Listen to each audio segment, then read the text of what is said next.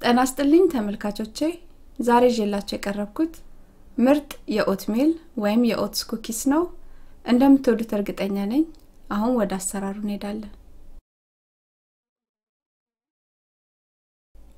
የኦትሱን ኩኪ ለማዘጋጀት የሚያስፈልገን 2 ኩባያ ኦትስ ግማሽ ኩባያ ቅቤ ግማሽ ኩባያ ዘቢብ 1 እንቁላል 1 ሾርባ ማንኪያ የቀረፋ ዱቄት 1 ኩባያ የዳቦ ዱቄት ግማሽ ኩባያ ቡኒው ስኳር ግማሽ ኩባያ ነጭ ስኳር 1 ሻይ ማንኪያ ቤኪንግ ሶዳ 1 ሾርባ ማንኪያ ቤኪንግ ፓውደር እንዲሁም ሩብ ሻይ ማንኪያ ጨው ናቸው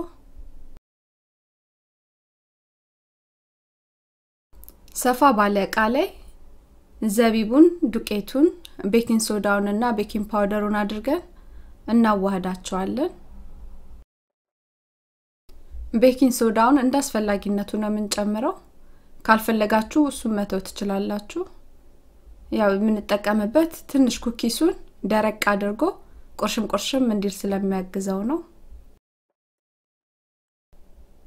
ሰፋ ባለ ዕቃ ውስጥ ግማሽ ኩባያ ቅቤ አለኝ ቅቤውን በማማሲያ እናዋህደዋለን መጀመሪያ ቅቤውን ትንሽ እንደዚህ ካዋሃድኩት በኋላ ያዘጋጀሁትን ስኳር አስገባና ወደ ሊጥነት እስኪቀየሩ ድረስ አብሬ አዋህዳቸዋለሁ ስኳሩን ያገኘነውን ማስገባት እንችላለን በነጩ ብቻ መስራት እንችላለን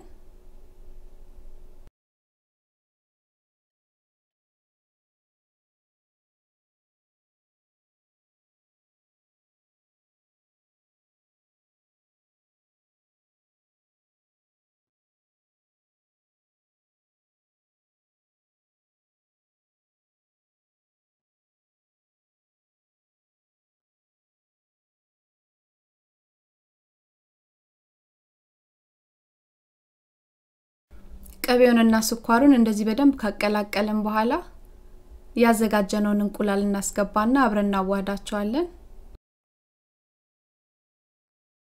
እንቁላሉን ከፍሪጅ አውጥተን በቤት ውስጥ አየር ለ2 ሰዓት ማቆየት አለብን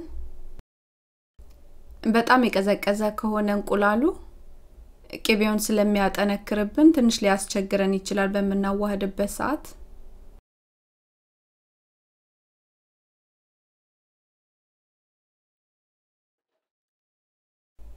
እንቁላሉ ከስኳሩና ከቅቤው ጋር እንደዚህ በደንብ ከተዋሃደልን በኋላ ያዘጋጀነውን ዱቄቱን ኦትሱን የቀረፋ ዱቄቱንና ጨውን እናስገባና አብረን እናዋህዳቸዋለን ጨውን ትንሽዬ ነው የምናስገባው ለቴስት ያህል አለማስገባትም ይቻላል እንዳስፈላጊነቱ ነው የምናደርገው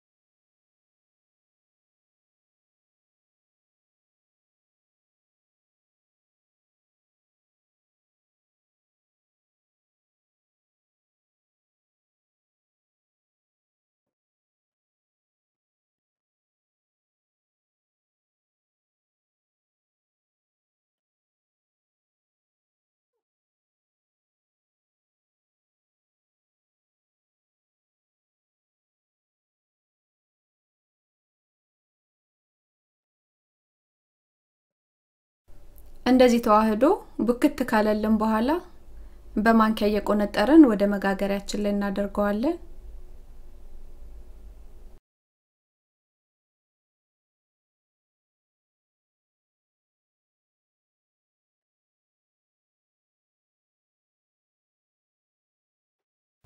ኩኪሱ ትንሽ እንዲቀጠን ከፈለግን መጋገሪያችን ላይ ካደረግን በኋላ በማንኪያ ጫን ያደረግን እንደምንፈልገው ቅጥነት ማድረግ እንችላለን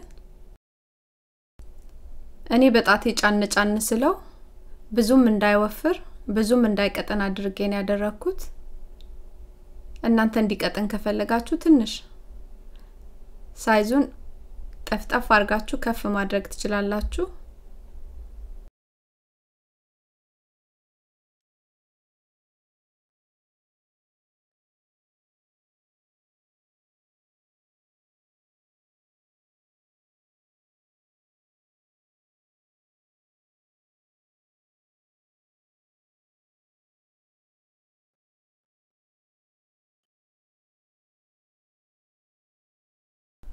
ሊጡን በመጋገሪያችን ላይ አድርገን እንደምንፈልገው ሳይዝ ካስተካከልነው በኋላ ኦቨናችንን 350 ወይ 180 አድርገን ከ15 እስከ 20 ደቂቃ ባለው ውስጥ እናበስለዋለን።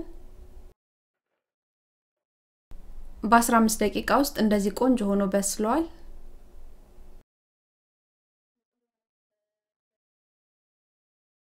የቀረው ሊጥ ደግሞ በማንኪያ እየቆነጠርኩ በእጄ ያድቦለቦልኩ እንደዚህ አስተካክየዋለሁ።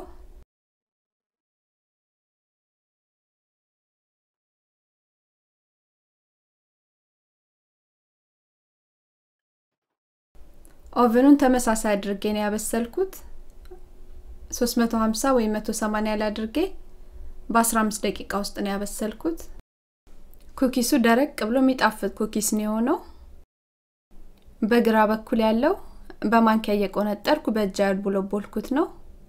በቀኝ በኩል ደግሞ ያለው በማንኪያ እየቆነጠርኩኝ በጣቴ ትንሽ ጫን ያልኩት ነው።